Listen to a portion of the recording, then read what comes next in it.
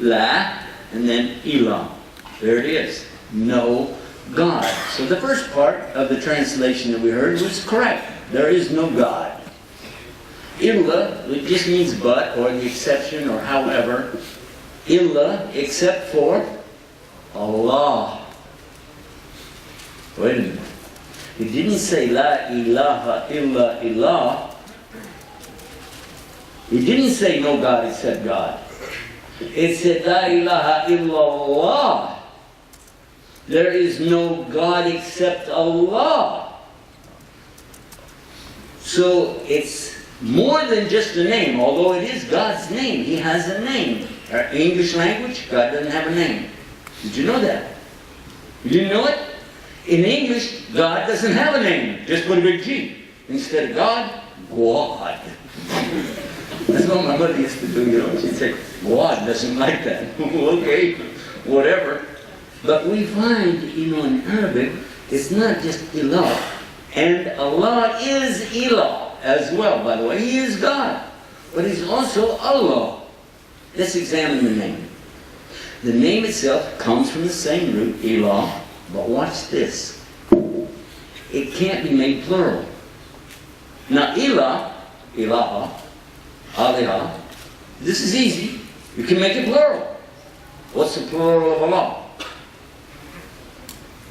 Right away somebody say, wait a minute, I read a translation of your book, your Quran.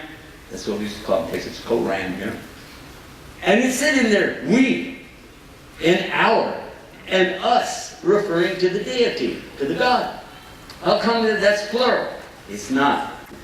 That's an Arabic form that denotes the hierarchy or the royalty, the ultimate height of Almighty God, the majesty. Like a king or a queen can say, we decree the following order. Okay? And you look up at it and say, hey, there's nobody up there but the king by himself. Why said we? It's the royal we. And many people use that in business as well. When somebody who owns a business will say, well, we are not going to do that today. Well, who's we? Me and everybody who works for me. I'll fire them. All right? Okay, so that means really him. It's a sense of power. So the we, our, and us. And by the way, if you think it's not important for us to talk about it tonight, I did not know when we planned this thing weeks back and gave the title.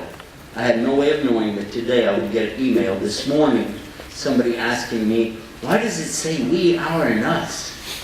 Why does it say that in the Quran? I thought God is one. And this is a Muslim asking the question. So it's the royal we. The same as we have in English, also you have in Arabic, but even in a more profound fashion.